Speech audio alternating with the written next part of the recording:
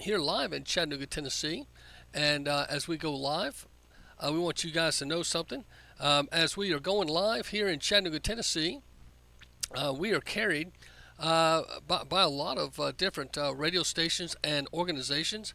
And I try to go through and not miss them all, but if I do, forgive me. But we are carried live each and every day while we're on the show by Heartbeat USA. They're also connected with StreetLevelAmerica.com. You can go to StreetLevelAmerica.com and listen to all my shows. They also have them categorized and cataloged. We are also on SGM Alabama. We are on the Freedom Network in New Jersey. And we are now being listened to in 30 to 32 states, if I'm not mistaken, Mexico, Canada, and we've had 26 foreign countries download the show. So we appreciate all that are getting the word out about the Macil Duncan radio show. We have been at this now for right at 3 years, and I can now let you know that there is an affiliate here back in Chattanooga, Tennessee that just has retaken back a radio station, and once Todd Starnes and I back here on a particular station we were on for quite some time. My book, Move Your Mountains, if you want to check out a good book, I wrote it. Learn the Journey of Faith That Can Overcome. It's a nice read. Has some humor in it. Has some different things that you might find helpful in your journey. So I hope and pray you guys will check it out and enjoy what God's doing in your life. Now, this is a Monday. Don't know how your Monday's going. We're having a beautiful weather here in Chattanooga. Some folks are still having the bad weather, but we've been blessed with good weather. But I'm excited about what's happening here. As I was looking through the news, there was some news that I thought was very interesting. One being that Caitlin Clark lands a historic Nike shoe deal worth millions just before her rookie season takes off. Now, as you guys know, I've been high on this young lady, and I'm a pretty big fan for two reasons. One, I had three daughters, and when girls played sports, it wasn't always easy to get the attention the guys got. You know, the guys always got the bigger billing. They got to play the last game, all those things. If you remember high school days, the girls had to sit and watch the boys play. But the boys didn't sit and watch the girls play because they had to go strategize. You know, it's the way that kind of stuff goes. But the thing they're finding out now is compensation is way off balance. But some of that's due because there's not a whole lot of attendance at the games. Well, that could change this year. Did you know during the NCAA playoffs, every game Caitlin Clark played in set a new attendance record on the television? Also, for the first time ever, the girls' ticket was more, you had to pay more to watch the girls' game than the boys' game live. How about that? And the girls' game drew a higher attendance than the boys' game. So Caitlin Clark has become quite an interesting topic, and people have been rather intrigued by her. And here's a little bit more about Caitlin Clark. See what you think. Caitlin Clark's entire Nike deal just got revealed. It's above $20 million. Hours after getting drafted, the former college star got a signature shoe from Nike, and it makes up for her shocking salary. On Tuesday, Clark inked a 4-year rookie contract with the Fever, worth a total of $338,000. She is set to make just $76,000 this year and $78,000 in 2025. But she just signed the biggest deal of her life. According to Shams, Caitlin agreed to a 4 to 5 year contract with Nike, worth well over $20 million. So that is what's interesting. Now, she could have gone with Steph Curry and wore his shoe at Under Armour, and they were going to pay her $50 million. But Nike offered her her own shoe. She didn't want to wear Steph's. She wanted her own shoe. So it's interesting, the business moves that this young lady's making and the attention that she's garnering. But check this out. This is a fact, Jack, about her her jersey. This tells you what America and globally, she's become a phenom, and she's not played one game yet in the WNBA, just off her college record and what they've seen from her in the collegiate athletics. The world has fallen in love with this young girl. Check this out. The most popular team in football in the world is apparently no match for the popularity of Caitlin Clark. The Dallas Cowboys are undoubtedly the most popular team in the NFL, but even they are no match for the phenomenon that is Caitlin Clark. According to the New York Daily News, the number one pick by the Indiana Fever sold more jerseys on her draft day than every player on the Cowboys roster combined. Did you hear that? She sold more jerseys on the WNBA draft day than all the Cowboy jerseys combined last year. When you can do more in one day than a whole NFL team did in a year, I think it's safe to say you've arrived. So Caitlin Clark has got the attention of the world, and I think we're finding out this 8-year deal with Nike is worth $28 million. The Wall Street Journal reports, citing sources it did not name, but the Journal summed it as the most lucrative and attractive shoe deal in women's basketball history. Interesting. Some are calling her the next Larry Bird. Some are calling her the next Michael Jordan in the lady ranks. I think we all just say let Caitlin be Caitlin. I don't think she wants to be compared to a dude. I just don't. I could be wrong. But the other person that stepped up, which I'm glad she's saying it, but I think she's trying to quit being called the villain and she's trying to become the victor, and that is Angel Reese from LSU. Angel Reese, as you know, is the one a year ago when they defeated Caitlin Clark for the national championship. She mocked Caitlin with the facial thing and did the ring, that she's going to have a ring and Caitlin wouldn't. So, but the way she went about it evidently kind of dubbed her as the mean competitor. And it cost her in the NBA draft. I don't know if you know, in the WNBA, the top 4 picks have for some reason, they earn the same amount of money. They're considered the highest draft pick, and Angel Reese dropped out of that top 4. And some say because she was being deemed, well, she's made a tweet today that's gaining a lot of attention.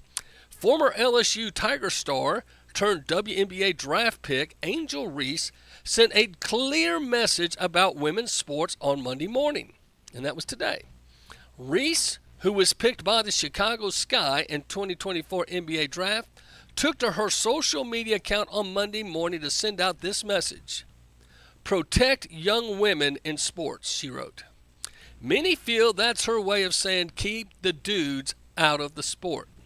Guys that can't make it in girl and guy sports do not need to put on a wig or paint their nails and decide, hey, I'll just play in the girls level.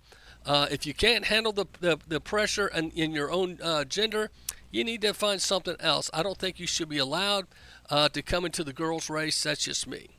Well, changing the subject, a huge Supreme Court case that just came out, and I'll let the Four Boxes Diner explain to you, but the Supreme Court justices got this one right, in my opinion. Major breaking news. The United States Supreme Court has granted cert in the Vanderstock versus Garland case dealing with quote-unquote ghost guns. Specifically, the ATF has tried to expand the definition of what is a frame or receiver and expand the meaning of so-called weapons parts kits to encompass things that are not firearms and yet claim they are firearms. This should be a major win for the Second Amendment and for the do-it-yourself gun community, which is an extremely part of the Second Amendment community, because that is part of the community, of course, that has no obligation to undergo background checks and thus cannot contribute to a potential national gun registry. Stay tuned. We're going to break down this big news out of the United States Supreme Court today. And that's Mark W. Smith, if you want to check out his Four Boxes Diner.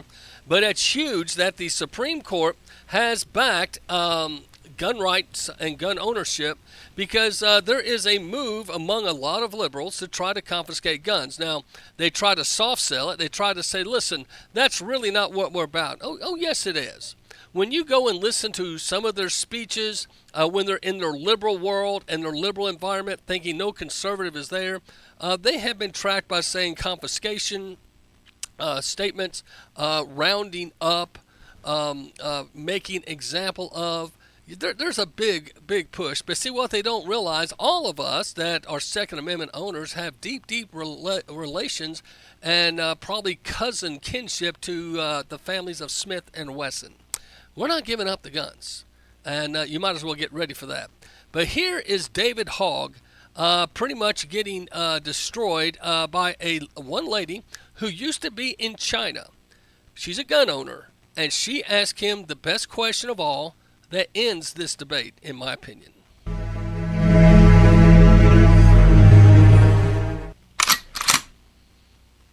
I'm not advocating for you having your gun taken away. I'm genuinely not. I know it may be hard for you to believe that. Liar. Liar. You have no right to a gun. You are not a militia. When you're talking about your Second Amendment rights, you're talking about a state's right to have what is today the National Guard. This is David Hogg's social media page. So let me repeat again. This is David Hogg saying one thing to the microphone. He posts another, and he says things in his private fundraising that is just contrary to this statement. Your gun taken away. I'm genuinely not. I know it may be hard for you to believe that. You have no right to a gun. You are not a militia. When you're talking about your Second Amendment rights, you're talking about a state's right to have what is today the National Guard. The modern interpretation of 2A is a ridiculous fraud pushed for decades by the gun lobby. I'm not advocating for you having your gun taken away. You're lying. And I know. And we know you're lying. And this young lady goes on to say to him, well, I'll tell you what then, sir. Can you guarantee me that America will never become a corrupt nation that's totalitarian? And he says, well, no. She goes, well, then the debate's over. I want my Second Amendment rights, and that's why it's for, to prevent the government from being tyrannical over its citizens. Now, you got to ask yourself, why do so many globalist thinking and globalist-minded politicians want your guns? It's because they don't want you to be able to defend yourself and push back, if it comes to it, lethally against their tyrannical views. And that's just my opinion of the day. We're about to come up on a break here. A couple of things in the news that I think is rather interesting, and one is, as I mentioned earlier, let me go back over to here, that Caitlin Clark, of course, is booming, but former Barack Obama and Hillary Clinton's senior policy advisor charged with sex trafficking offenses. Obama and Hillary boy got caught. We'll talk about it.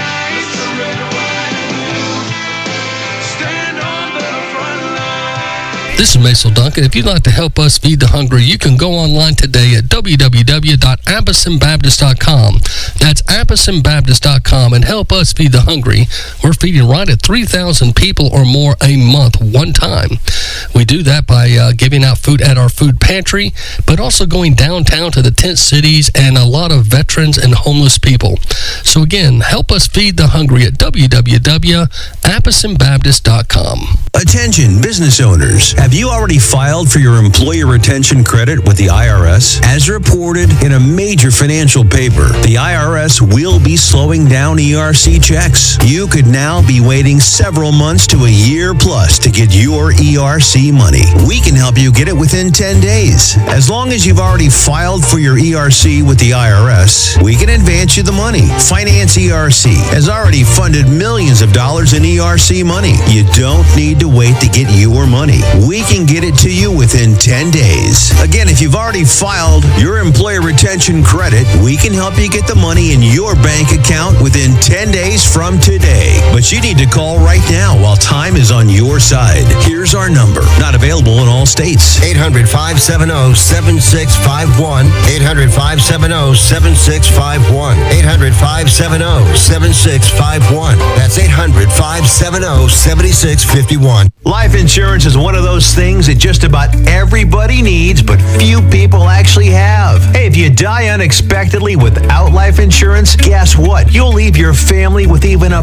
bigger mess. Life insurance will help replace your family's income. It'll help cover burial expenses. Life insurance can even help pay off debt like credit cards and medical bills. Life insurance can even pay for college. And if you own a business and you die, life insurance can help your business from collapsing. It can even help cover estate taxes. Life insurance has never been more affordable and needed. Plus, you can always shop around even if you have a plan and save some money. So call the Life life insurance quote line right now for free pricing information. 800-932-3721.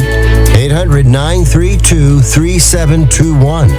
800-932-3721. That's 800-932-3721. If you're a diabetic, we have great news. You can end the painful finger sticks with a new CGM. Plus, they may be covered by Medicare, Medicaid, or private insurance. If you use insulin or have had hypoglycemic events, you may qualify. Call US Med now to learn more. 800-803-3771. 800-803-3771.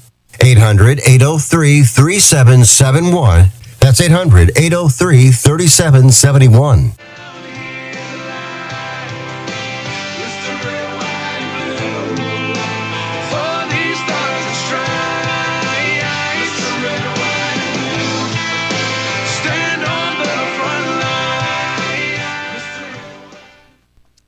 Welcome back, my friends. Macil Duncan here, and we've got our new Facebook cameras up. We've just added some more cameras to the studio. We've got one camera that's for Rumble, X, Locals.com, the YouTube channel, and some others, and we added just a separate one just for Facebook. I'm sorry if any of you on Facebook are experiencing some discomfort with the noise. This is our first run with the new camera, but we'll try to get better at this as we go. Want to let you know that we've got something I thought was interesting. Tucker Carlson completely dismisses Darwin theory of evolution, citing no evidence with Joe Rogan. It's not a new deal. Now, when you get Joe Rogan and Tucker Carlson, that's pretty much the two biggest guys doing Talk Anything. And evidently, the guys are braining up some interesting here. Tucker Carlson rejects Charles Darwin's theory of evolution in a recent interview on the Joe Rogan Experience podcast. During a discussion on AI in which Carlson called the technology a threat to humanity, the conversation turned to the topic of evolution as Joe Rogan pushed back on some of Carlson's AI concerns. Maybe a good use of nuclear weapons would be on the hit data centers, Carlson said at one point. As Rogan laughed at the idea, Carlson added, "No, I'm serious. Why is that crazy? It's not as if you think that human beings are the end of this evolutionary chain," Rogan said. The comedian later made reference to evolution again, leading Carlson to rejecting it. Check this out. If evolution is real, this is Carlson. If evolution is real, and there is this constant, Rogan began as Carlson jumped in. Is it real? The former Fox News host said. I don't know. It's visible. You can measure it in certain animals, Rogan said. Carlson argued you can measure adaptation. Part of Darwin's theory of evolution is that species adapt to their environments, and at times natural selection evolves. But there's no evidence that, in fact, I think we have kind of given up on evolution, the theory of evolution as articulated by Darwin. It's like that kind is just not true, Carlson's declaring. And I think what Carlson's referring to is that man developed from monkeys. Now, I think you know that there's been several, the Nebraska man was proven a hoax. If you go back and look, now when I was in high school, that was part of the textbook. The finding of the Nebraska man, we find out later the Nebraska man never existed.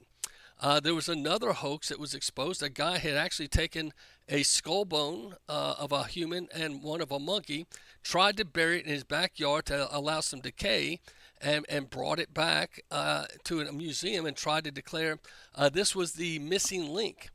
But if you go and look at the Creation Museum, and it's not that far of a drive here from Chattanooga, you ought to check it out. One thing they'll tell you, you can put all the evidence, if you want to call it evidence, for evolution on about a 6-foot table.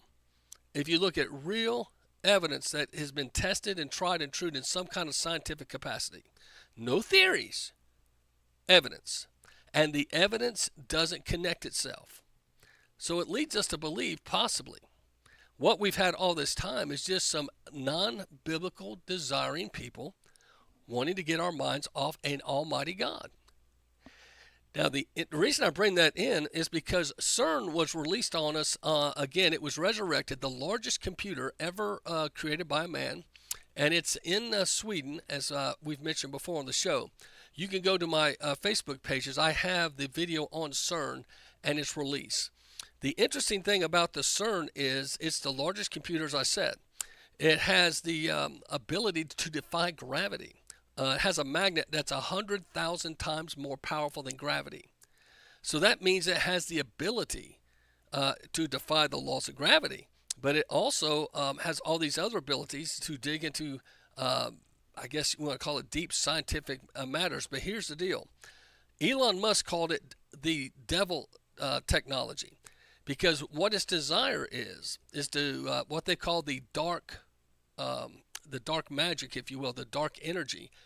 They want to find where when we pray, they believe there's an energy source out there that when people pray, they can't acknowledge that there's an almighty God that created us, but there's just a power source, kind of like Star Wars, the force is with us. And so they're trying to get in with the CERN computer, and they're claiming that they can tap into this energy source. And by tapping into it, they can do time travel and some of these other things that they're proposing. So it's interesting. If you go study CERN, it's in Switzerland. But it's been turned off and on over the years, but it just got reopened on the day of the eclipse, on the 8th of April. And because the eclipse dealt with astrology and stuff, they decided to have some satanic ritual with them. And at the opening ceremonies, it was rather interesting, some of the things they chose to use to represent their opening day. Let's just say it wasn't something you would learn in a Sunday school class. So with that said, our country is in a situation that I don't think folks are realizing, artificial intelligence. And when you hear two of the premier talk show hosts, Tucker and Rogan, not agreeing on what you would call evolution. When you go back and study the Scopes monkey trial, that was actually here in Tennessee, our state, it was pretty interesting. They wanted to make sure, they knew they would lose in the South, but they wanted to get into record all their quote-unquote evidence and their theories, because they planned to appeal it, because this is what the Democrats do and the liberals. They planned very long ago. They wanted to capture the courts and higher education. So they went for the higher courts and the higher education, knowing it would eventually trickle down to lower courts and lower education levels. Thus today in 2024, you're having sexual exploitation taught to kindergartners and preschoolers you never ever thought it would ever happen. It's worse than a Playboy magazine being distributed at recess. The reason being is because we have dropped our guard as Christians and has allowed so many things to come before us, and we have been browbeat back to say, oh, Christians can't get involved in politics. You can't run for political office, or you can't make statements. And so what's happened is a lot of Christians have just gone along and rather cowardly, and we are the weakest people you can count on when it comes to elections. I hate to say it, the Christians don't show up and vote unless they're really, really mad about something. So the one thing that we showed up on was pro-life, and we voted for Donald Trump, primarily a lot of us did, because he did fulfill his promise and appointed pro-life judges on the Supreme Court, which got Roe versus Wade overturned.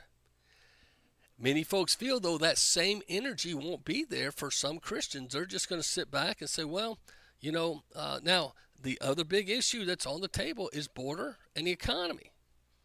So we'll see if it sparks. But those that are pro-abortion advocates have been ignited, and they are trying to get their base relit to come at 2024. It could be rather interesting. So you're having the discussion about whether we have, AI or not.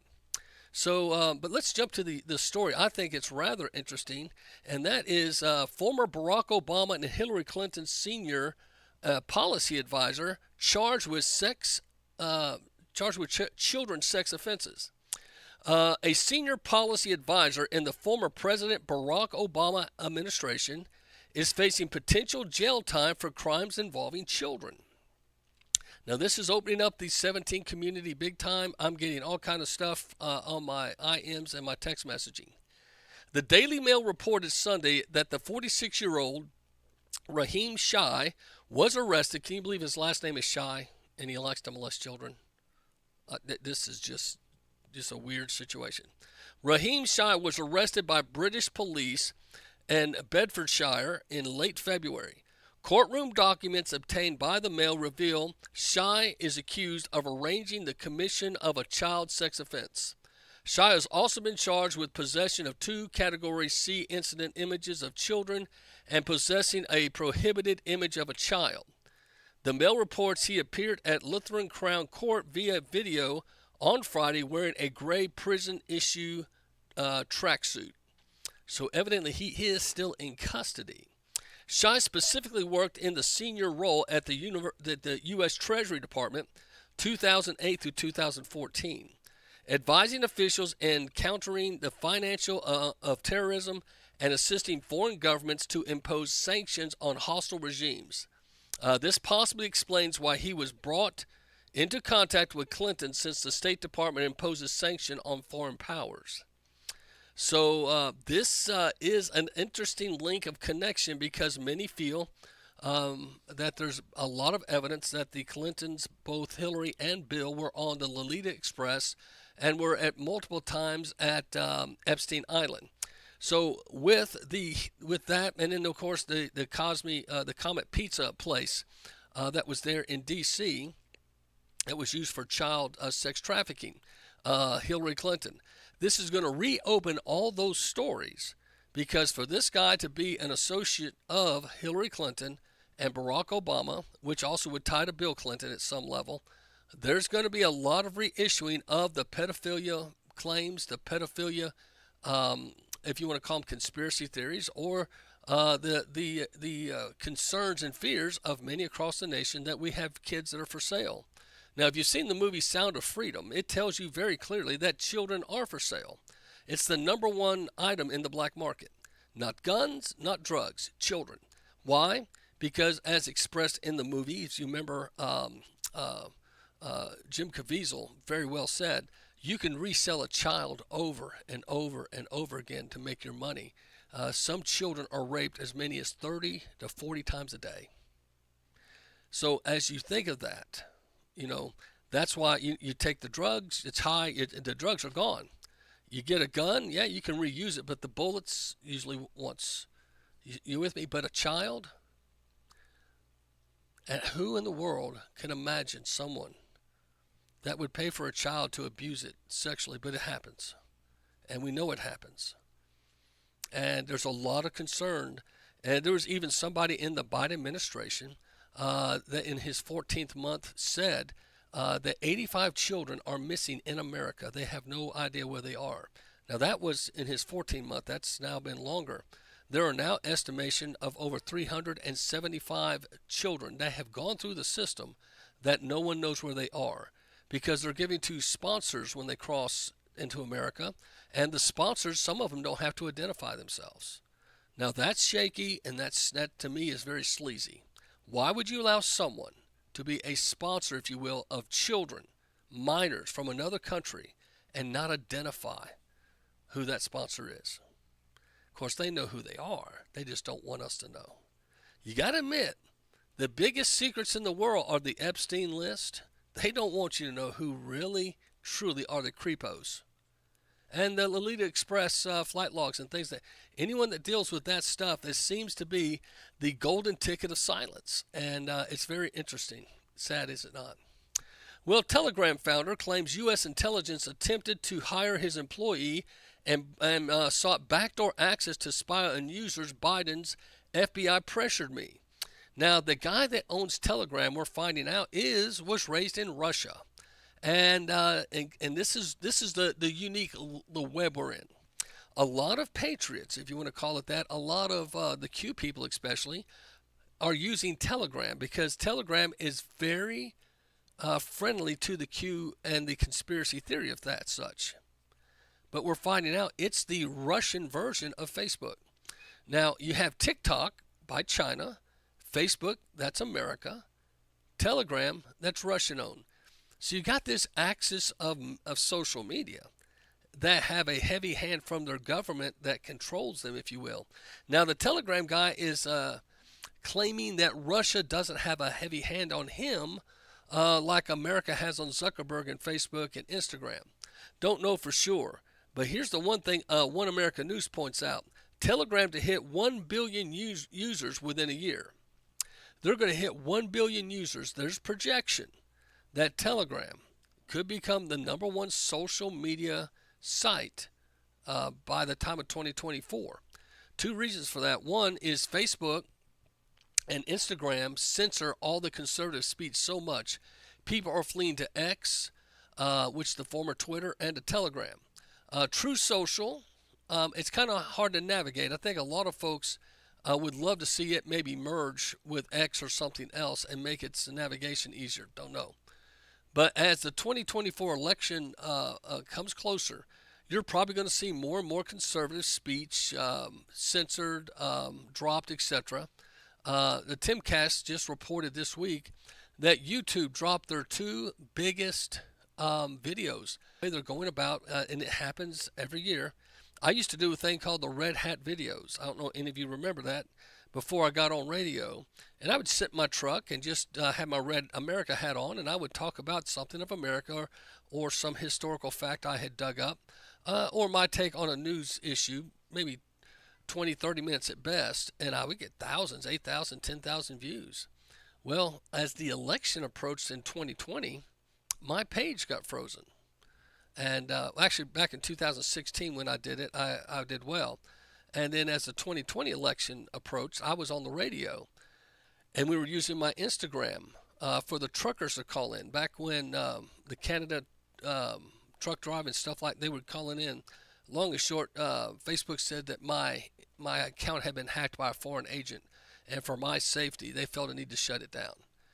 Even though I sent in my driver's license proving who I was. And that's a page my wife and I had for over 15 years. Lots of friends, pictures, and contacts that we can't get back. So that's the kind of muscle that you're seeing flexed by the liberals. If you claim to be a radical conservative, how dare you not believe in the vaccine? How dare you not believe in the election process possibly? Or even go January 6th and voice your concern that you felt the election was tainted with. You know, if you don't go with their narrative and their viewpoints, they come after you. That's just the way it is. I think we all know it, but what they're not realizing, they're not banking on, is that people can vote with 2 things that are very important. You can vote with your feet and you can vote with your pocketbook. And when people decide to leave Facebook and go to other social media venues, Facebook is going to find themselves much like New York. New York is becoming a very shallow entity of itself. Businesses are leaving, citizens are leaving, especially the tax-paying citizens. And Hochul, who once said, see you, just wouldn't want to be you, real kind of haughty, has now been begging people to come back because they can't afford it. If you continue to run off your Donald Trumps, your O'Learys, your Forbes, and people that were New Yorkers, the O'Learys from Canada, but people that lived in New York and brought a lot of resource and money in, just because you don't agree with some of their opinions, you decide to run them off. Well, them and their friends do leave, and they take their money and their taxes with them. So that's what's happening. I think that's going to happen in social media. I believe as we start seeing what's going to happen with Telegram, if it does flesh out to be the conservative juggernaut many are feeling it's going to be, going into 2024, you might see a huge exodus from Facebook. And Rumble is a very conservative-friendly venue for people. And that's why we have a Rumble channel. But anyway, that's enough on my take on that. Department of Education reportedly vows to shut down largest Christian university. Don't know if you heard about this, but the Biden administration and the largest Christian university in the U.S., Grand Canyon University, are locked in a heated battle, reaching a fever pitch. Now, if you didn't know this, the Grand Canyon University is the largest Christian campus, if you want to call it, on in the country. They have online courses. They have courses you can take that are on the campus. What they did was they gave up their nonprofit status and became a profit entity because of large donations and some things they were doing at the time to expand their campus and expand who they are. Well, now they've tried to go back to nonprofit status using their Christian faith and their history that, hey, we've always been a Christian entity. Well, the Biden administration is saying, not so fast, my friend. We don't want to lose those tax dollars because they are very wealthy. They've had a lot of money. And you can look at that as bad, but I say, why punish the Christians? If they happen to have some nice financial things, it's okay. Not everything. See, a lot of Christians today are pretty cheap. You buy a new couch for your house and donate your old one to the youth group. You buy a new refrigerator for your kitchen and you give the old one to the church kitchen. Savvy? We tend to give God our leftovers in a lot of manners within our personal resources as well as our spiritual resources. What I'm saying is, I don't think it's a bad thing that this school wants to reclaim its nonprofit status. But the Biden administration has made it their mission to not only stop them, but now looks like try to bankrupt them by tying them up in court with lots of legal fees. So right now, they have been fined over $37 million by the IRS because of some of this debacle. So just keep that in mind. Keep the Grand Canyon University in your prayers. It's on several news sites. You can go check it out. Will the police arrest students at Yale University as hundreds of anti-Israel protesters emerge? And I guess you're not shocked by this. But police clashed with students at Yale University Connecticut campus on Monday morning and began arresting students who had been staging an anti-Israel protest for several days. The video footage posted online showed police arriving and blocking off entrances to the plaza at the New Haven campus where an estimated 200 protesters had been gathered. And what you're starting to see here is this is happening at Yale, but Columbia University has really had the attention. Now, Newsweek, which is not a Christian viewpoint at all, says Columbia now protests an anti-Semitism allegations, what we know and what we don't. Now, this is more from the liberal viewpoint I thought I'd share with you. Reports of anti-Semitic incidents and ongoing pro-Palestinian protests encampments at Columbia University has sparked condemnation from officials. But protesters and school officials have said the demonstrators are not affiliated with the university. So we firmly reject a form of hate or bigotry. So here's the deal. If you're not associated with the university, and why are you on the university campus property making your continual now, I don't know if you know this, in Columbia, they had a little tent situation. They were popping up tents on the property, which violates their campus security codes. So they were asked to disperse and leave at the end of the day. They chose not. They thought they were going to make a city of love there like they did in Oregon. Well, they were arrested, dispersed. They came back after they got out of jail thinking, we'll just show you. And one is Omar's daughter, who's at a affiliate, a smaller school. Well, she's been banned from the campus because she won't shut up and she won't stop. So people in the liberal world think, oh, telling them no means try to go another way or yell louder or be more disruptive. Not the case. Now, if you remember what happened to the Google employees, several of the Google kids that worked at Google decided they were going to do a sit-in at the CEO's office. And so they did, and they got disruptive. They tore things up. And after 10 hours, the police were called. They were arrested. They're screaming they have rights. And legal department handed all of them on the way out. By the way, here is the policy procedure manual you signed when you came here. And everything you're doing here is not only against the law, but it's against our policy and procedure, conduct and procedure manual. You're fired. These kids are screaming and crying for injustice and that they've been treated unkindly. My point is, we are raising a generation of kids that don't think that they have to obey anything or anyone except their particular conscience and belief. Where are the boundaries? Where's the plumb line of truth? We don't have it because we no longer as a nation agree on what's right and wrong.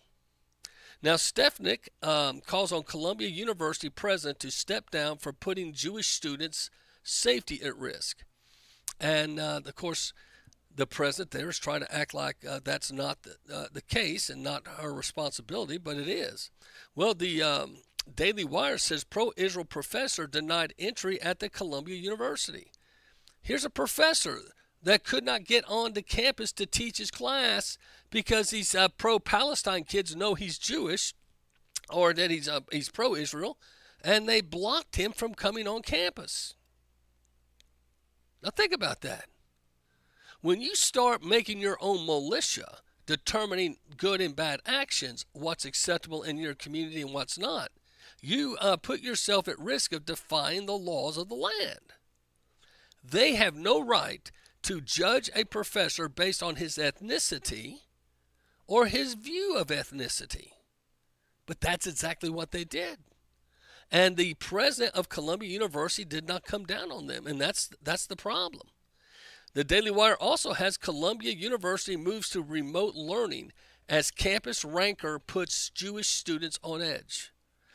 This to me is too much of a compromise. So they're saying, hey, they've won the high ground. You're allowing these protesters, these kids to take over the campus property and say, hey, guess what we'll do? We'll just send all the Jews home and make them learn remotely through, online coursing classes, and you guys get to keep the buildings and the land.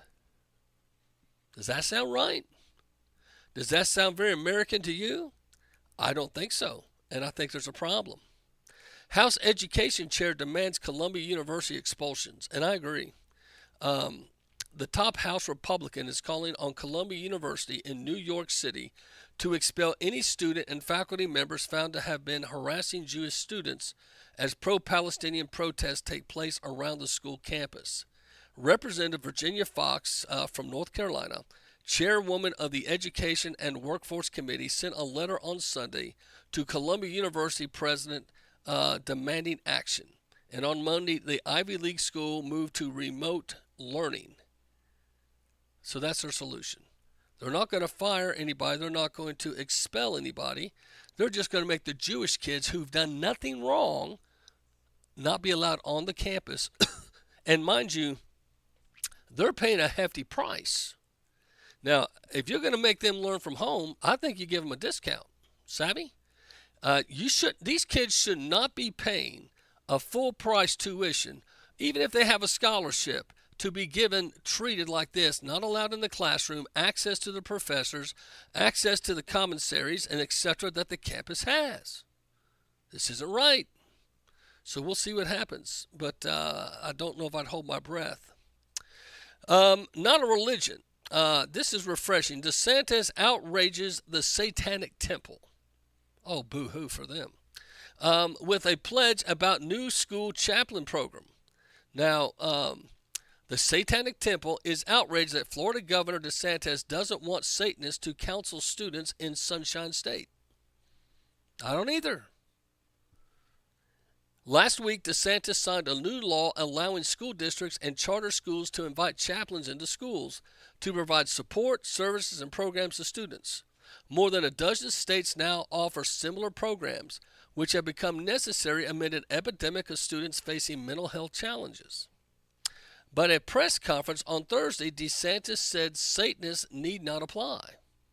Some have said, this is a quote from him, if you do a school chaplain program, that somehow you're going to have Satanists running around in all the schools.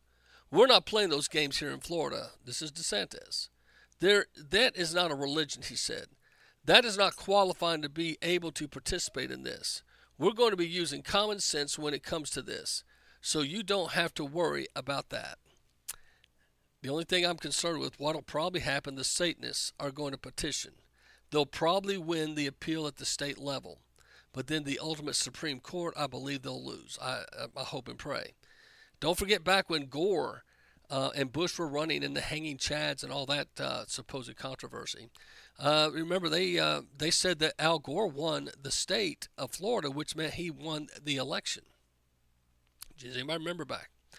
And all of a sudden they're saying, no, Bush won. Bush was winning clearly, and they tried to mess with the ballots. And I've told you my theory. They had to get rid of that ballot system because it was more trustworthy than these voting machines now that George Soros has helped put in. These voting machines now and the Smartmatic technology, it's now controlled through internet. The machines before, when you had the punch cards, those were, you couldn't cheat as well. It made it very hard. So that's my opinion. But if you remember what happened was the Supreme Court of Florida announced that Al Gore was the winner. Well, then the Bushes appealed to the Supreme Court of the land, and they changed it and said, no, Bush is the winner. The one thing they failed to mention in all their arguments, because the liberal media doesn't want you to know, all of the military ballots come in through Florida and are counted in the Florida state election. So even though they whittled down George W. Bush's 6,000 lead down to under 1,000 votes, there was several thousand of votes on the military that overwhelmingly gave Bush the victory. And I believe that's why the Supreme Court gave him the victory. Because when you count the military overseas ballots that came in through Florida, that just pretty much slam dunked the deal. So that's where we're at. DeSantis, my pastor salute to you, sir, for standing tall, because not many do today, and will call Satanists what they are, which is bad. A former voter explains how she became a Trump supporter. I shared this with you guys last week, but in 2024 campaign, there will be a large pool of voters who have what they call Biden regret. And they are turning right and left. And those of you who stick with the program after the break here, I'll be sharing some more of that. Now, due to Facebook not picking up the clips and the audio from the stuff I've saved, we'll end our Facebook session right now. And I just want you to know we are working on this, and I hope you guys will know that we'll have it worked out very shortly. But thanks all those on Facebook land that listen to the Macil Duncan Show. If you want to catch the rest of the show and the clips, go to streetlevelamerica.com. That's streetlevelamerica.com, and you can catch all the show. It's live as we speak. So God bless, Godspeed to my Facebook family, and they're off. Now, as you start looking at what's going on in the country, got a couple of things that I think is very interesting. And one is, let's see, some breaking news here. Earthquake and eclipse. Now get ready for an insect invasion? This is CBN News. See what you think about this. This is rather creepy. Earlier this month, a rare earthquake was felt in New York City, followed 3 days later by a total solar eclipse from Mexico to Maine. So what's next? How about a rare insect invasion? Not grasshoppers, ants, or mosquitoes, but larger, noisier insects that pop up out of the ground and fly around. You guessed it, cicadas. Not just thousands of them, or millions, not even billions. How about trillions? Entomologists say get ready for the rare appearance of not one, but two broods of cicadas starting this month. One type appears every 13 years, and the other every 17 years. This time they're emerging simultaneously. First brood 19 in the south, then brood 8 emerges in the Midwest. Illinois, Iowa, Missouri, Georgia, and the Carolinas are expected to see the worst of it. But don't worry, Georgia Tech professor Saad Bamla says these bugs may be annoying, but they're harmless to humans. All they do is just climb up on trees and pee. They come out and they do the two best things they're known to. They'll sing at the top of their voices and they pee in the wind. And as you're walking, you'll feel this mist because there'll be hundreds of cicadas. But yeah, if you don't disturb them and scare them and get your iPhone out, you can actually catch these jets that they squirt. So don't forget to duck.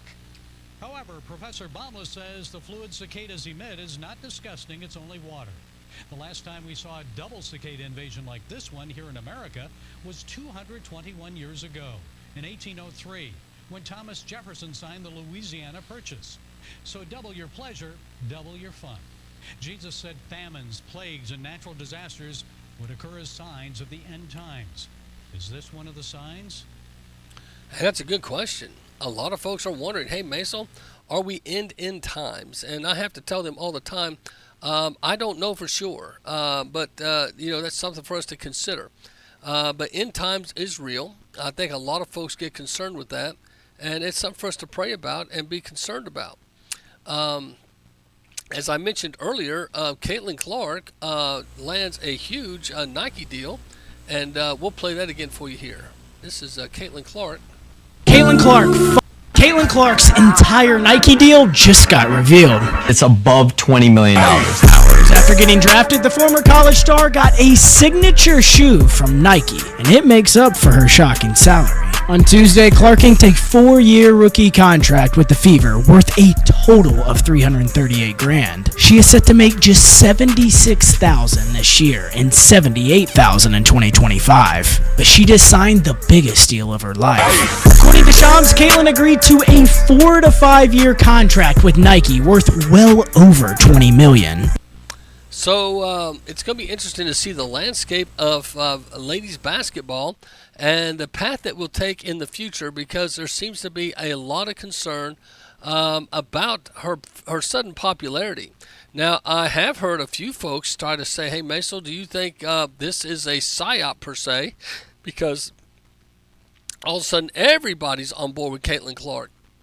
I don't know about that, I just think she has the highest jersey sales. She outsold all of the Dallas Cowboy teammates together. She did that in one day. I believe she's becoming a global phenomenon, and good for the ladies. The girls need a hero, and Pastor salute. I don't see anything that triggers me at this time.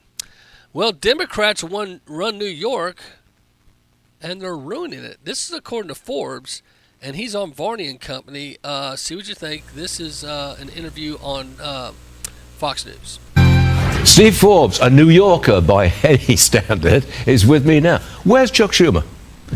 Good question. Where's Waldo? And in this case, this is a man who proclaims for decades that he's a true friend of Israel. So when it really counts, he's not there. When that terrible agreement with Iran came up, he was ostensibly against it, but did nothing to block it in the Senate, which he could have back in 2015. So now Iran's on the cusp of a nuclear weapon. And in terms of Israel itself, he wants to impose a two-state solution. Two states means two states want to coexist. They gave Hamas control over Gaza, gave Gaza independence. Hamas took over, and we see what a two-state solution means. So Chuck Schumer talks a good game, but when it comes to action, effective action, he's missing in action. Powerful statement there. Mr. Forbes calling out Chucky the Schumer for pretty much talking on both sides of his mouth, and I don't think anyone here is doubting that.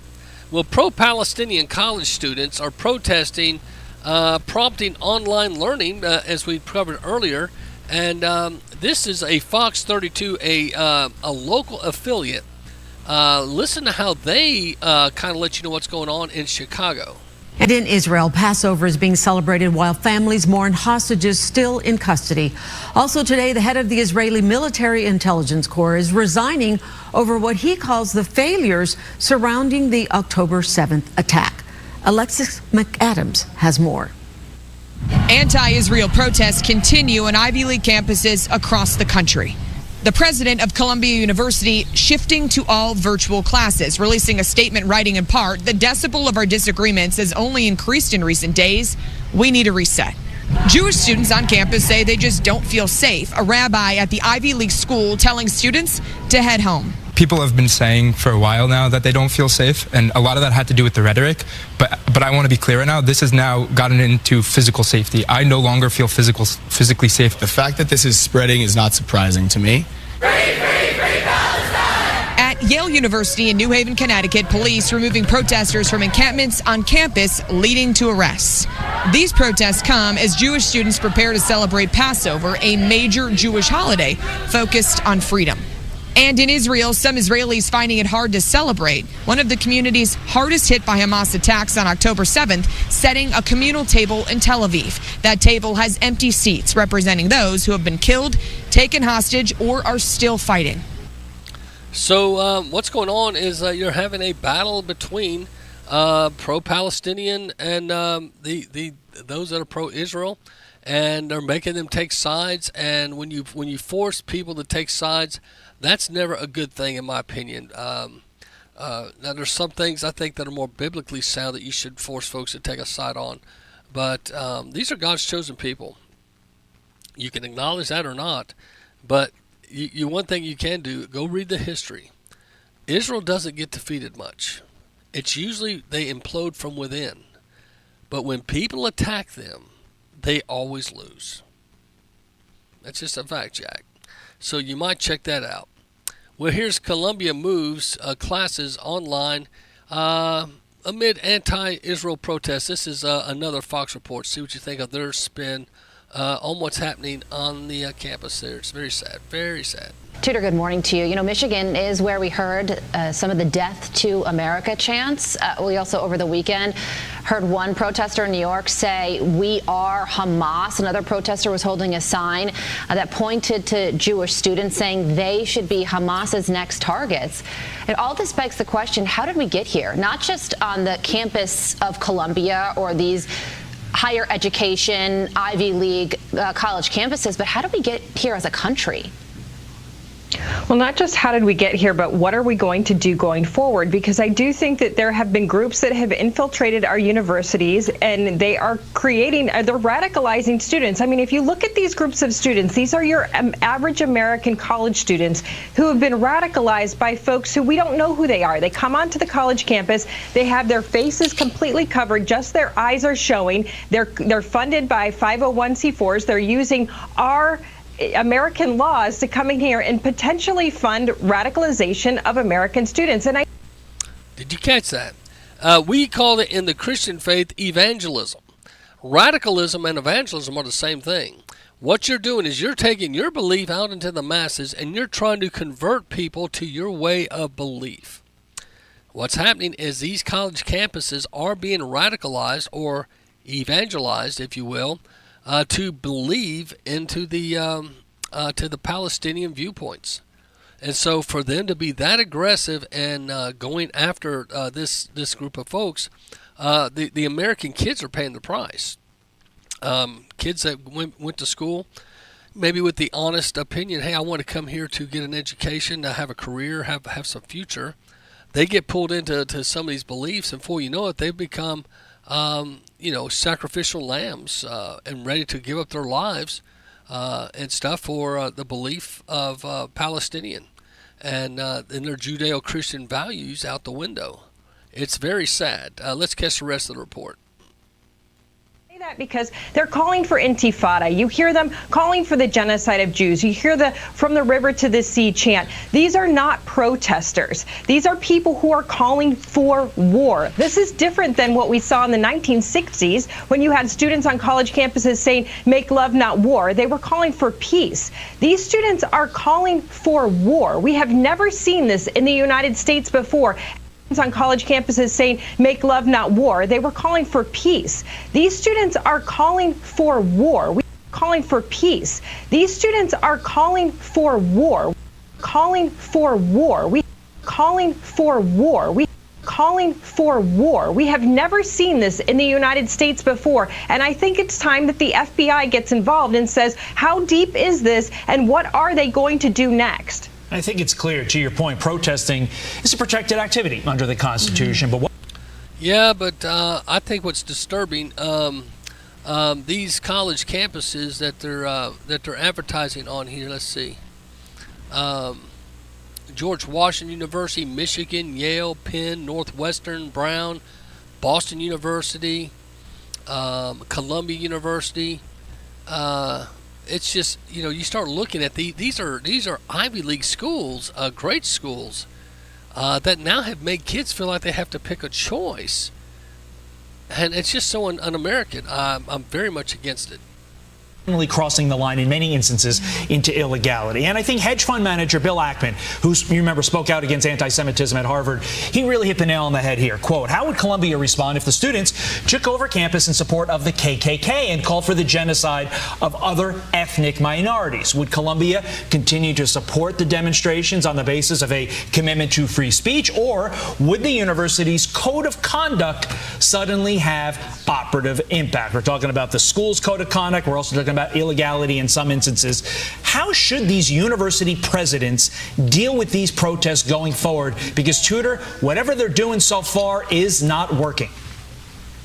Well, right. And I think that we obviously know the answer to his question. But now that you see students in danger, I mean, the president of Columbia is saying they're holding classes virtually because it's not safe. Clear these people off of campus, because if it's not safe, it's not a protest. I think that's where we have to acknowledge that if the students are no longer safe on campus, this is not a peaceful protest. And that's what's legal. If you go beyond peace, then you have to be taken away. You have to have police on campus, and these people have to be taken away. Campus needs to be safe for our students. At this point, we don't even know who these people are. We don't know if they are students on the college campus because you cannot see their faces.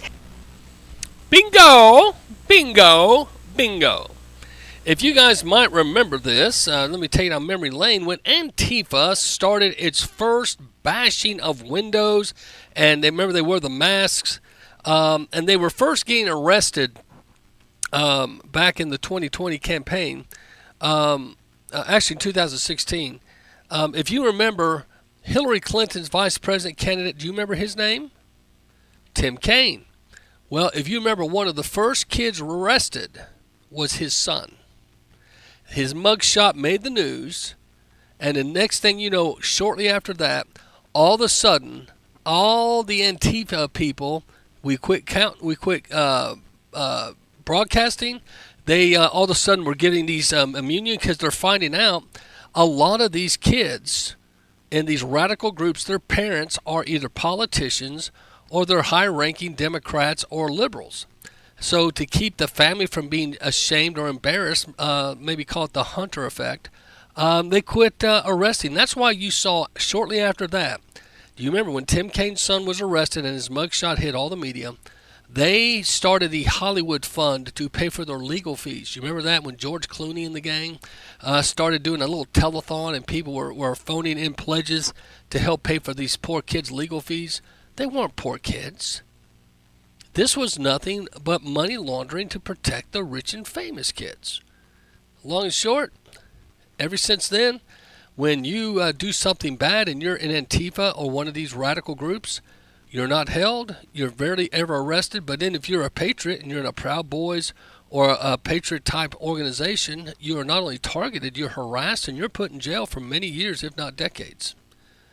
I think we're finding out the justice system has been skewed once again, and it's had its blemishes of the past, but it definitely has its blemishes here in the present day. Well, Representative Omar's daughter barred from most collegiate activities. And here's why. Here's her leading some of these chants. See what you think about these chants she leads.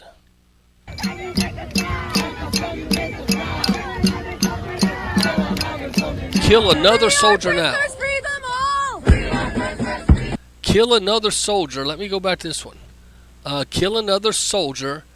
Kill it now. Kill another soldier. Talking about American soldiers. This is Omar's daughter.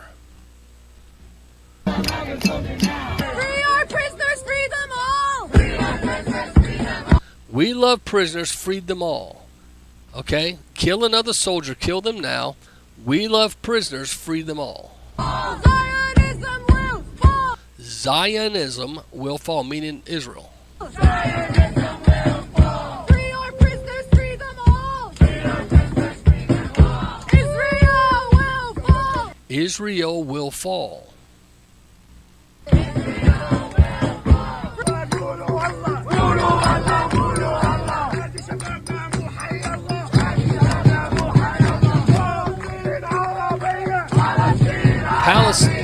Palestinian is Arab.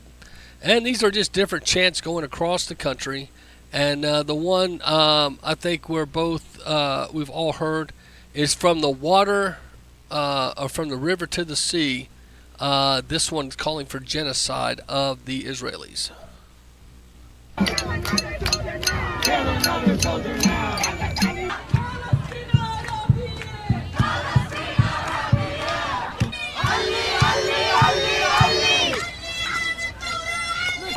So anyway, all these chants, and Omar's daughter was leading most of the chants. If you go watch the video, and she's become a radical, if you want to call it leader, but personality that many folks say they don't want influencing other kids. So interesting enough, that's what's happening. So let's see. Arkansas provides funding for Jewish organizations battling spike in anti-Semitic threats. Sarah Huckabee has done a super job as governor of Arkansas. I think we all can pretty much applaud everything she's touched has been pretty much golden. Over the past 6 months, the ongoing war between Hamas and Israel has resulted in a huge spike in anti-Semitism across the U.S. Here in Little Rock, Arkansas, a county patrol vehicle now guards a Jewish center. Rabbi, and I can't pronounce his name, in Arkansas said, "We work together with law enforcement to make sure things can operate in a safe way." And that's the way it should be. There's good stories about law enforcement working well with the community, and it's happening there in Arkansas, so hats off to Sarah Huckabee and her state. Well, also what's happening is everywhere you look, a skull and crossbones. Russia has literally turned Ukraine into a minefield. The Ukraine, more than 2 years of fighting with Russia, has made Ukraine one of the world's most mined countries. CBN News traveled to the frontline area where Ukraine forces are on one of the largest mine clearing operations since World War II. You have to always look on the ground and also keep your eyes ahead, looking to the right in front of you. They're talking about the landmines, and you step on them, they can blow off a limb or just kill you altogether. There in the Ukraine, there's a huge effort right now to try to identify these landmines, and America's got these digital things they wave out that identifies them before you step on them. But it's interesting. CBN News is covering that. You might, if that interests you, you can check it out later. Well, being the Patriot Pastor, I thought it's important to bring to you this breaking news. Tim Hawkins gives you an update on something I think all men, if you are a gentleman out there, you might want to listen to this, okay? All right, let's get serious for a second here. Yeah, it's not all fun and games. Let's just tone it down. God has given me a voice and a song to sing and a stage to speak, and I don't want to take that for granted. That's why this next song is more of a public service announcement than anything else. It's a song about prevention, and guys, you get into your 40s like me, you got to take care of yourself. It's nothing to be embarrassed about. And if this song right now helps one person here tonight, then it's all worth it. Amen.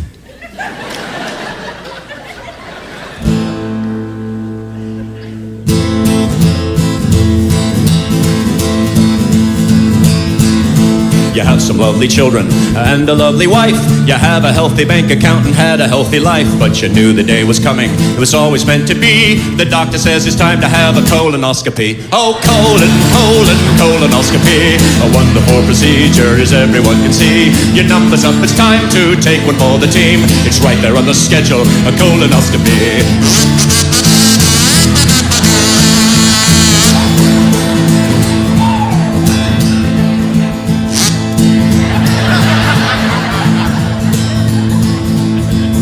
There is some preparation that you should know about. You have to drink this fluid that will surely clean you out. They take a certain instrument to look around inside, and honestly, I'll tell you, it can be a bumpy ride. Oh, colonoscopy is a wonderful procedure to help prevent disease. Stay close to a bathroom and careful when you sneeze, or you can get away from colonoscopy.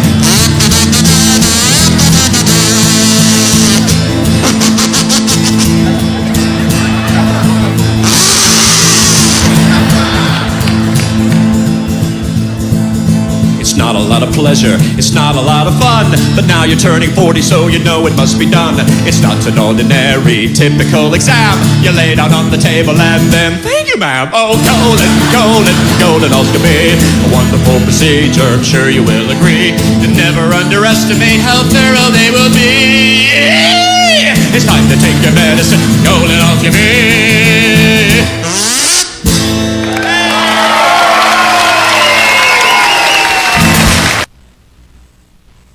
That is Tim Hawkins. That's one of my favorite all-time comedians, and I think you guys, I've played his stuff before. You like him. I don't know what you guys think. Is it total madness, Trump 2024?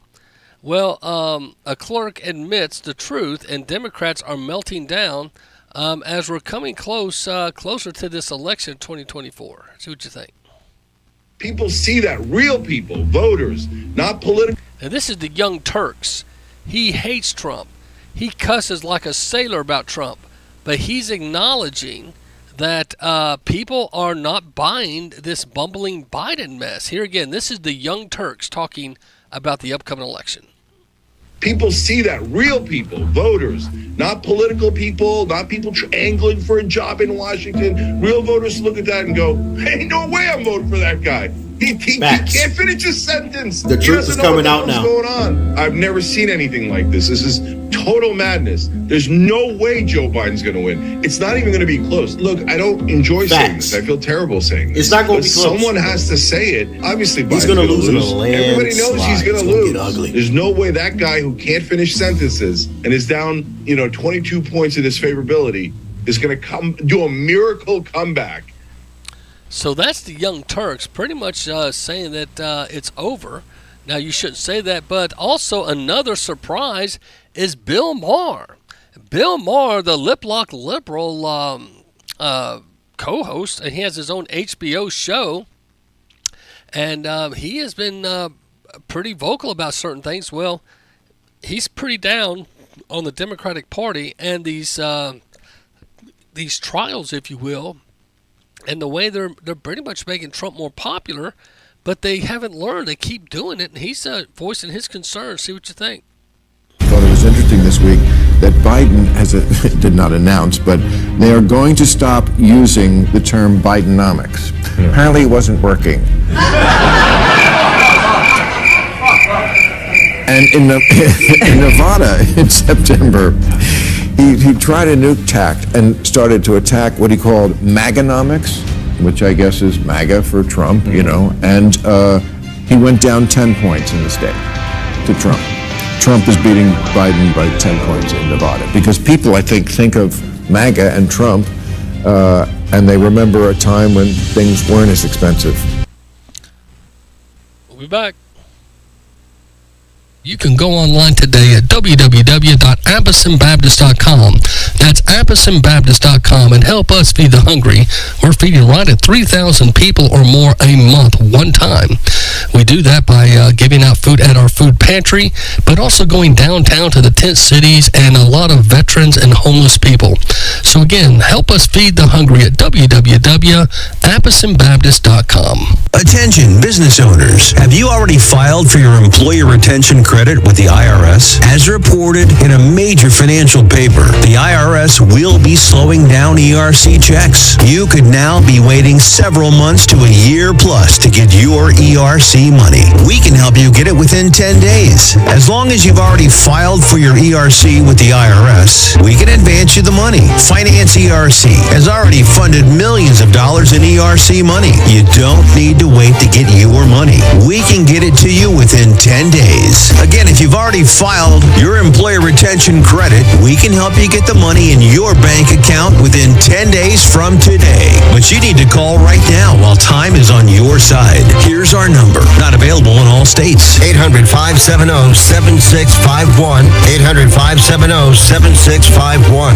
800-570-7651. That's 800-570-7651. Life insurance is one of those things that just about everybody needs, but few people actually have. Hey, if you die unexpectedly without life insurance, guess what? You'll leave your family with even a bigger mess. Life insurance will help replace your family's income. It'll help cover burial expenses. Life insurance can even help pay off debt like credit cards and medical bills. Life insurance can even pay for college. And if you own a business and you die, life insurance can help your business from collapsing. It can even help cover estate taxes. Life insurance has never been more affordable and needed. Plus, you can always shop around even if you have a plan and save some money. So call the Life Insurance Quote Line right now for free pricing information. 800-932-3721. 800-932-3721. 800-932-3721. That's 800-932-3721. If you're a diabetic, we have great news. You can end the painful finger sticks with a new CGM. Plus, they may be covered by Medicare, Medicaid, or private insurance. If you use insulin or have had hypoglycemic events, you may qualify. Call US Med now to learn more. 800-803-3771. 800-803-3771. 800-803-3771. That's 800-803-3771.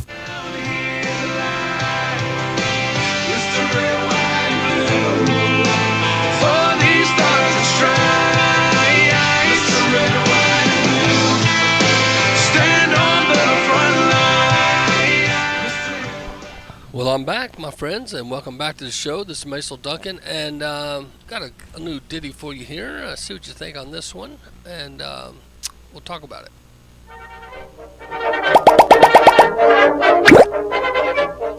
We talk about the erosion for Biden, and now you start to see it. Look at these numbers. Trump advantages on all of these traits. Alrighty then. And I stop here because competent and effective, that was President Biden's, the crux of his campaign pitch back in 2020. And we actually polled this question in 2020, and it was basically the exact opposite. It was Biden with about a 10-point advantage over Trump. And again, same with handling a crisis. Biden had the edge over Trump. And how about this? It's the former president, the current president. We don't really see matchups like this. Well, now we can measure it. Who has the strong record as president? And again, Trump outpacing Biden on that front. And again, you got to mention this one too, necessary mental and physical health. Michael Bozie, he got shot down in New Guinea, and they never found the body because there used to be a lot of cannibals for real in that part of New Guinea. We asked this 4 years ago. It was a wash. It's now a clear liability for Joe Biden. So these are all troubling numbers for Biden. Yeah.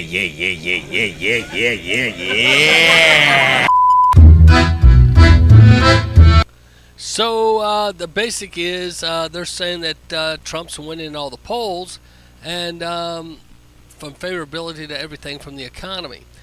Here is a lady that voted for Mr. Biden and has changed her mind, and see what you think about what she has to say.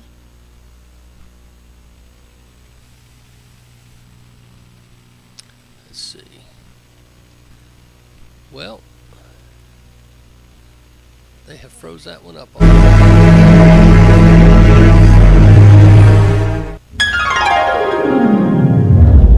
The president wants money for a border wall, and the Democrats don't want to give it to him.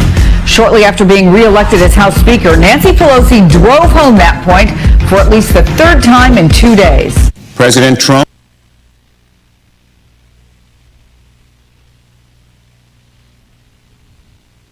Well, I apologize. We're having problems with the media. They're not playing the clips, but that's expected. Sometimes that happens on radio.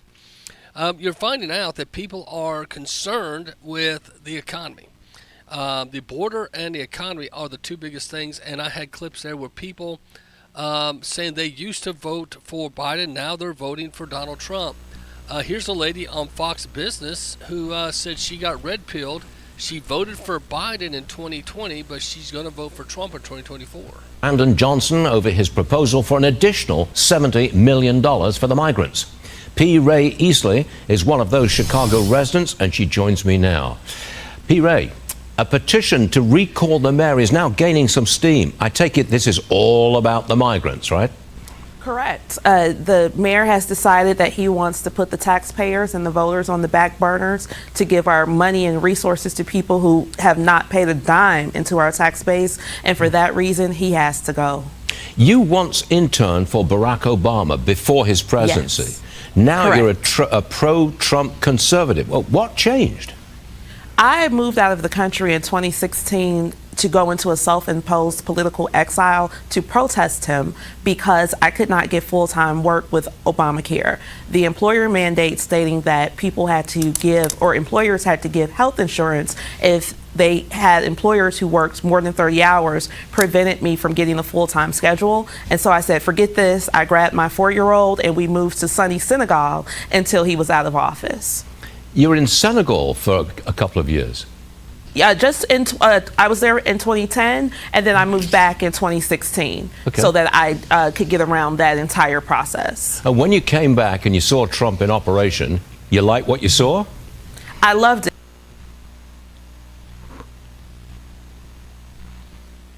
Again, we're having problems with the.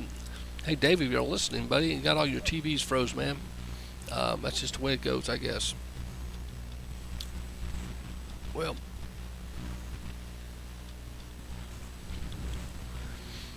so go to the manual.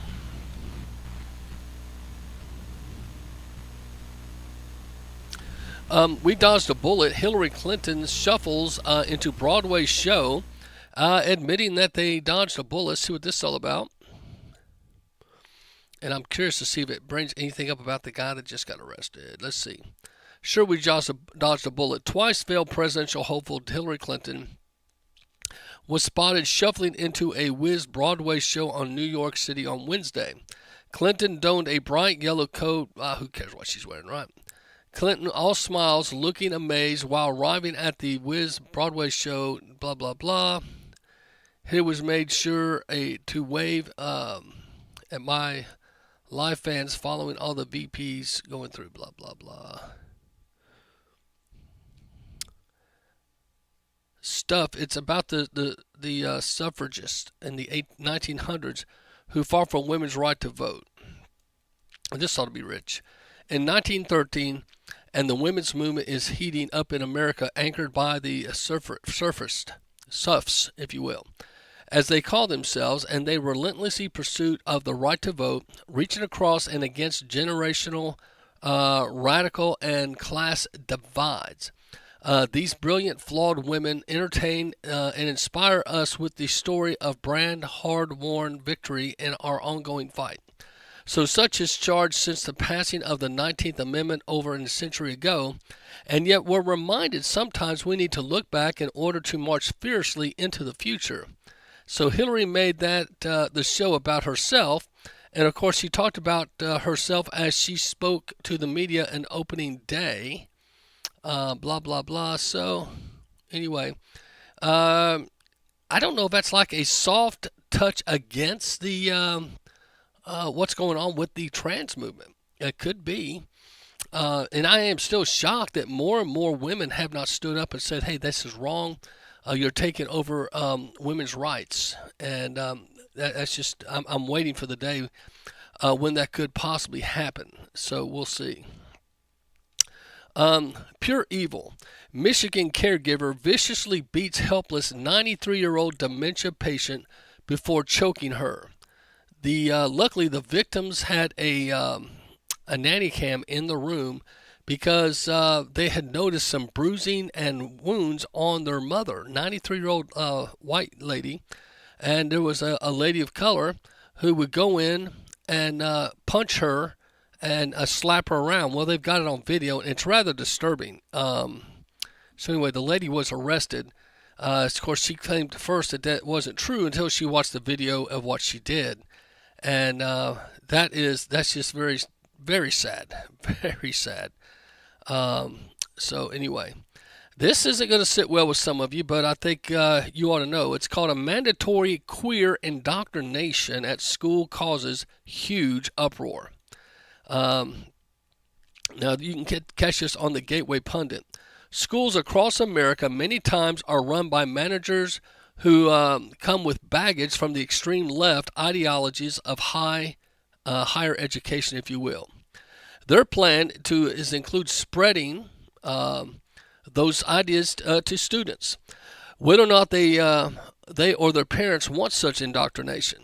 But one such plan in a school in Minnesota has been taken down a notch, according to a new report from Matt Staver, chief of the Liberty Council there. The dispute developed in Osa, Minnesota, where officials scheduled a gay pride indoctrination class for all students, prepared scripts from which teachers were to read word for word under a scenario that required teachers to take part regardless of their personal religious beliefs, rights, and or more values. And the district went out of their way to make it nearly impossible for parents to review the material or opt their children out of the indoctrination. So the push for the far left agenda came from 4 radical school board members, Liberty Council reported, and teachers were not allowed to opt out of the teaching of the LGBTQIA plus history and culture lessons, and the stricter they made it, the more difficult for parents to review this lesson material in advance or opt their children out became politically charged, and it became a powder keg. Parents, in fact, had to apply for permission to see the material, had to appear in person at the school, and had to document their identity, and report said.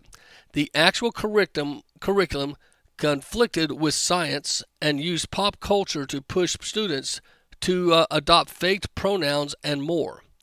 The lesson then encouraged students to question their own sexuality, asking the children if they are confused about or curious about questioning their sexuality, fitting within at least one of the Q categories in its lengthy acronym LGBTQIA: lesbian, gay, bisexual, transgender, queer, and questioning, intersex, and asexual is what all the things stand for.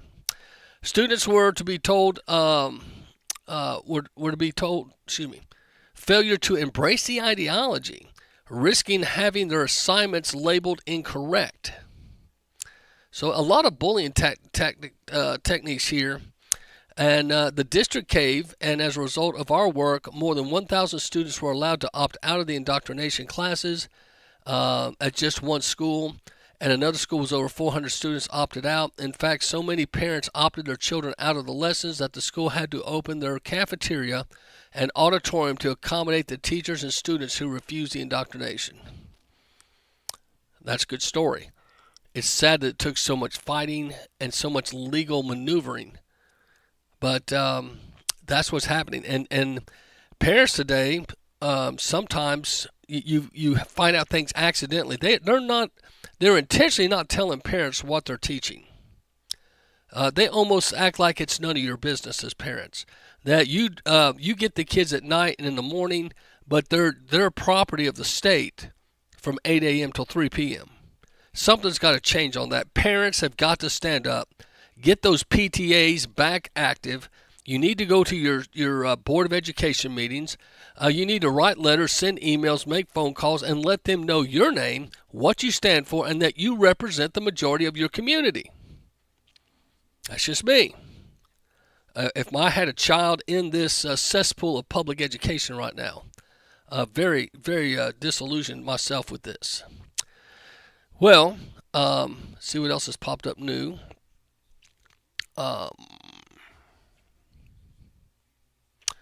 Blue State Paradise. Vacant New York City storefronts create havoc, nearly double since the pandemic. Yep, storefronts in New York City are looking vacant because people are pulling out. And is it any wonder from what the governor and others have done and said? It's not very appealing. Who wants to be at a place where everyone just kind of makes fun of you and demeans you and makes sure that everything you're doing is not up to their statistics, their desires, and their approval. At some point, you just say, I don't want to be like you. I don't agree with you. I'm okay that you have your voice, but try to silence mine so yours is louder is wrong. I found this new song It's called God's Still Working on Me. See what you think.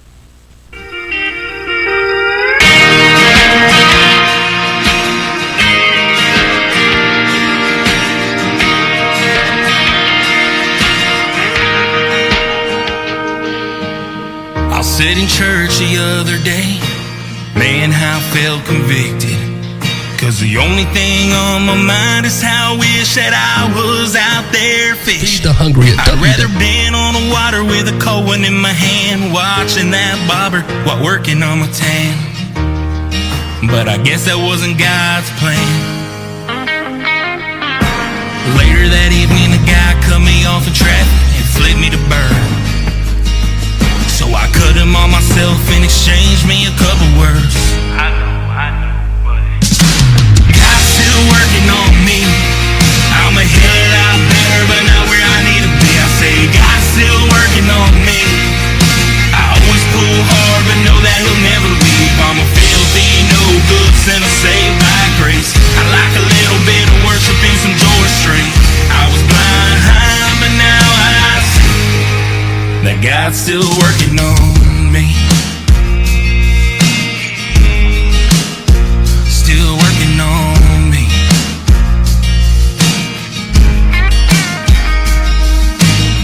I never said I'm perfect, and I'm sorry that I'll never be.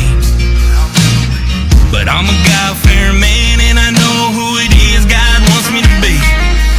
So I try to do better each and every single day, but it seems like the devil always gets in the way. But I mean, what can I say? God willing, tomorrow is another day. God's still working on me. I'm a hell of a lot better, but not where I need to be. I say God's still working on me. I always pull hard, but know that He'll never leave. I'm a filthy, no good sinner saved by grace. I like a little bit of worship and some George Strait. I was behind, but now I see that God's still working on me. God's still working on me.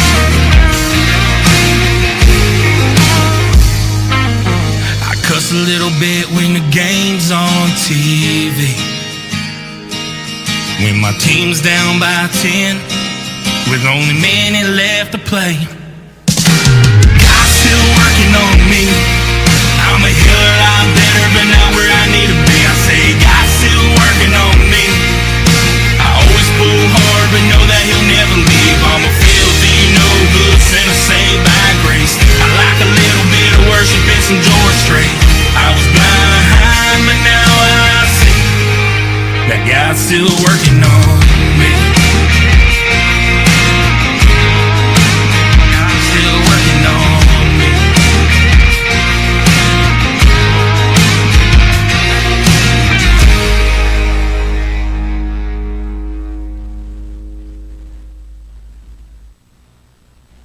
Pretty good song. I came across that today kind of accidentally. I sent out to guys in my small group and they loved it. It's called God's Still Working on Me. Kendall Tucker. See what you think. Check it out. But we'll see what you think. Tucker Carlson, again, is somebody I'm going to look at here. The Gateway Pundit has this article. Tucker Carlson says politicians are terrified of intel agencies framing them with kiddie porn. This is the blackmail that Epstein was doing on Epstein Island. He actually learned it from Hugh Hefner. The Playboy Mansion did very much the same thing. But here's the deal. Political commentator Tucker Carlson said that politicians are terrified of intelligence agencies framing them with kiddie porn if they oppose warrantless spying on Americans. Carlson made this stunning allegation on an episode of the Joe Rogan Experience that aired on Friday. The former Fox host told Rogan that lawmakers had personally told him they fear retaliation from the intelligence community if they oppose reauthorization of Section 702 of the Foreign Intelligence Surveillance Act. People don't say that because they're worried about being punished, Carlson said. They're worried about someone putting kiddie porn on their computer. Members of Congress are terrified of the intel agencies. I'm not guessing at that. They've told me that. including people on Intel committee, including people who run with Intel committee. Interesting. So those people whose job it is to oversee and keep in line these enormous secretive agencies whose budgets we can't even know, their black budgets, Carlson added, they're the parents and the agencies are the children. They're afraid of the agencies, and that's not compatible with democracy. Interesting. Very interesting. So, Tucker asked Marjorie Taylor Greene if she thought Speaker Johnson was being blackmailed, and she said there's a good chance that he was. I wonder if, and this could happen. I mean, you go into a room, you're in a meeting, they slip you a Mickey, put something in your Diet Coke, your tea. Next thing you know, you wake up and you're in bed with naked people that you don't know their name. They take a few pictures and they tell you, hey, do what we say or we'll ruin you. We'll embarrass your family. And I know as far stretched as some of you may think that is, that seems to be the concern. So you can go to Gateway Pundit, read it for yourself. Brave schoolgirl reveals in graphic detail how trans students savagely assaulted her friend while blasting woke school officials to their face for letting it happen. A brave schoolgirl in Pennsylvania unleashed on cowardly school officials, revealing in graphic detail how they allowed a transgender bio male student savagely beat her friend to the point of hospitalization while woke school officials did nothing to stop it. As Reddix reported, the brutal assault took place in Pembroke Middle School in North Wales, Pennsylvania. Wednesday, when the 13-year-old student, going by Mullane, blindsided her 12-year-old female victim in the school cafeteria using a Stanley Cup. She smacked several times on the head, creating an open wound and causing her to bleed. The 7th grade girl had to be hospitalized and receive staples to close the cut in her head before undergoing a concussion protocol, according to the Daily Mail. During a school board meeting on Thursday, school superintendent Todd Bowell called the horrifying attack deeply disturbing in a statement, but young friend of the victim was not having his nonsense, and basically said, don't kowtow on this. So the unidentified girl revealed she had others warned several teachers on Wednesday morning the assault was going to occur at lunch that day. She also noted she was second in the trans students' hit list. The school counselor dismissed her and telling her nothing would happen. The girl received a word she would not be seeing Melanie for the remainder of the day. This was a big lie. The girl revealed she was at lunch when she heard screaming and everyone in the panic. Wow. So she goes on to say that she and her friend were on a hit list of a transgender and was going through and bullying. So wonder how the school system will handle this. This could be interesting. You can keep up with it on the Gateway Pundit. I'm amazed, again, how they've gone after the children. And sadly, so many children now embrace this woke theology. To a point you're saying this, it just doesn't sound or appear healthy. It doesn't to me. Nearly 700 migrants from China apprehended for illegally crossing California border in just 1 week. This is interesting. Nearly 700 migrants from the policed People's Republic of China have been apprehended in just 1 week for illegally crossing the California border from Mexico, according to a new report. So this is interesting here. The CBP source non-authorized to speak to the media told Breitbart, Texas, the number of Chinese migrants apprehended represents more than threefold increase from the day this time last year. The source told Breitbart that China is now within the top 10 nationalities encountered by the border, along with southern border. The bulk of the Chinese nationals are released into the United States almost immediately, the source says, as China adamantly refuses to take their citizens back. Interesting. Border issues. And I don't know if we have a solution for them anytime soon. I know it's confusing, it's frustrating, and it's something for us to pray about. as believers, because we can't get everything right. We'll be coming back. Those that want to catch the whole show, go to streetlevelamerica.com. We'll promote the whole show there, but this will end our live streaming of